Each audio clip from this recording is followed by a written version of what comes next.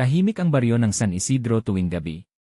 Kapag sumapit ang alas 12, halos walang tao sa kalsada. May isang lugar lang na talagang iniiwasan ng mga tao, ang lumang puno ng balete sa dulo ng baryo. Sabi ng matatanda, may nakatira raw doon. Hindi tao. Hindi rin hayop. Pero hindi naniwala si Marco.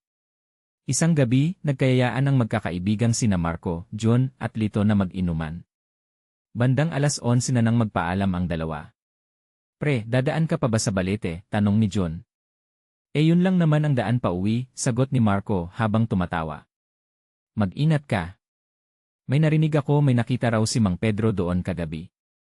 Ano naman? Multo, biro ni Marco.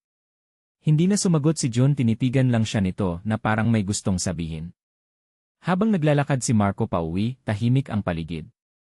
Tanging kuliglig at hangin lang ang maririnig. Nang marating niya ang malaking balete, napansin niyang parang mas malamig ang hangin doon. Bigla siyang nakarinig ng mahinang iyak ng babae. Hello, sigaw niya. May tao ba dyan? Tahimik. Muli niyang narinig ang iyak. Sa likod ng puno. Dahan-dahan siyang lumapit. Miss? Ayos lang ba kayo?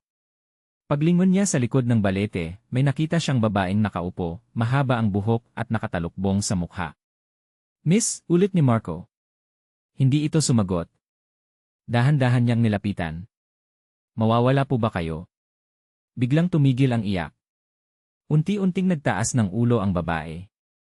Doon nakita ni Marco ang mukha nito. Maputla. Walang kulay ang labi. At ang mga mata puro itim. Napaatras si Marco. Tikbalang bulong niya. Ngumiti ang babae. Pero habang nakangiti, humaba ang panga nito, lumitaw ang mga ngipin na parang panghayop. At sa isang iglap, nagbago ang anyo nito. Lumaki ang katawan. Tumubo ang balahibo. Ang ulo ay naging ulo ng kabayo. Isang tikbalang. Napaatras si Marco habang nanginginig. Tulungan niyo ako Biglang tumawa ang nilalang. Isang malalim, garalgal na tawa na parang nanggagaling sa kailaliman ng lupa. Hindi ka dapat tumingin sa likod ng balete. Biglang nawala ang paligid. Naging makapal ang hamog. Kahit anong lakad ni Marco, paikot-ikot lang siya sa puno. Tumakbo siya. Tumakbo ng tumakbo. Pero bawat ikot, nasa balete pa rin siya. Pagod na siya nang marinig niya ang isa pang boses.